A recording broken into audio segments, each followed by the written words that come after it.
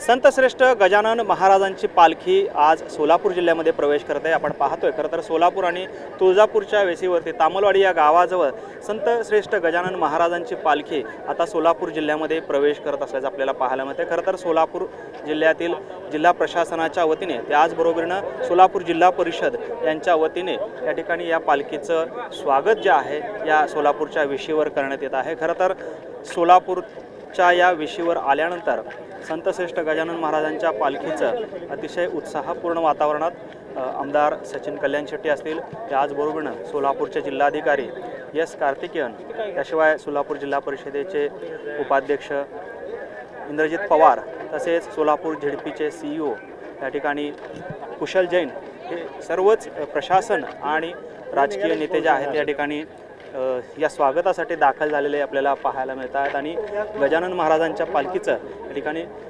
उत्साहपूर्ण वातावरणामध्ये स्वागत जे आहे त्या ठिकाणी करण्यात आलेलं आपल्याला पाहायला मिळतं। त्यामुळे एकंदरीतच सोलापूर जिल्ह्यामध्ये ह्या पालखीनं आता प्रवेश केलेला आपल्याला पाहायला मिळतोय। खरं तर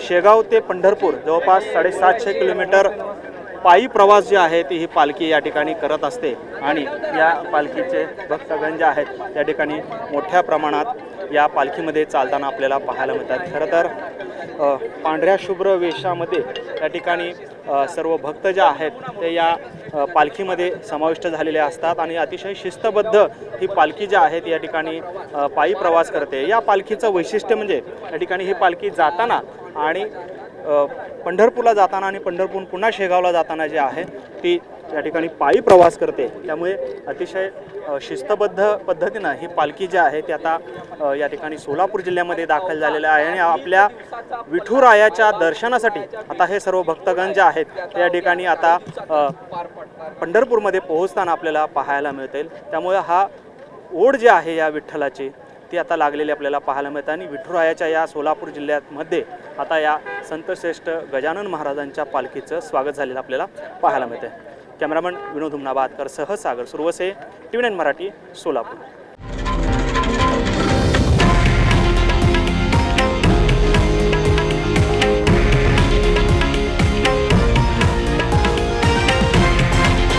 हे आहे देशातील नंबर 1 न्यूज नेटवर्क आणि आपण पाहत आहात TV9 मराठी, एकमेव।